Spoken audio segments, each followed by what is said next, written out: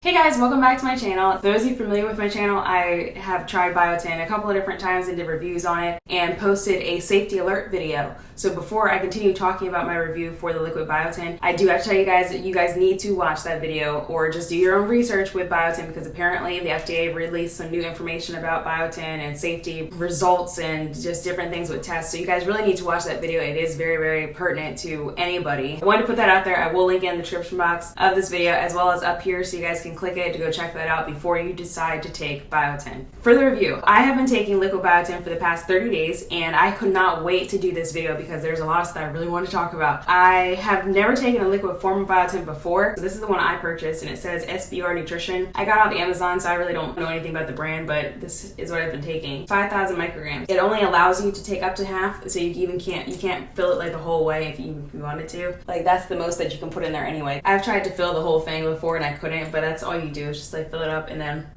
you can put it under the tongue to make it absorb faster, or just take it in general. This is actually half the amount that I usually do take. I've always taken the 10,000 micrograms and it's always worked for me. I've always gotten like an inch a month or maybe just a little bit more. I will insert a clip so you guys can see side by side of what my hair looks like now compared to the last time I talked about Biotin, which was a month ago.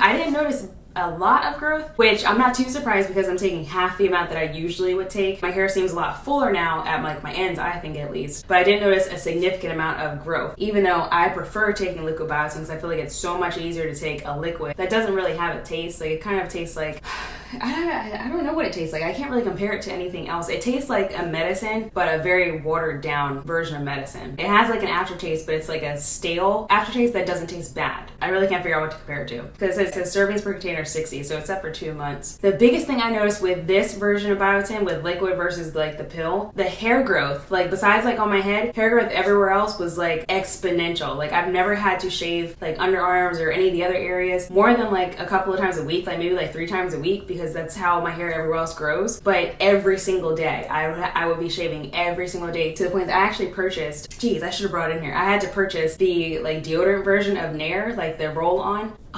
Like my hair kept growing so much. I'm like, what in the world? Like, why am I shaving every day? Never in my life have I ever had to shave this often. This is the only difference. So it says superior absorption, and it really is. Like it really is, but I was not expecting my hair growth for the rest of my body to be that substantial. So I'll link the Nair that I got in the description box too, so you guys can check that out. But that's a forewarning, at least for me. Like I've never had to experience hair growth like that, and this made my hair growth, underarms, like genital area, like legs, everywhere else grew so much to the point that it was very annoying. And I was so like irritated with just shaving every single day, and I was like, oh, razor bumps, like all this stuff. So you've been warned.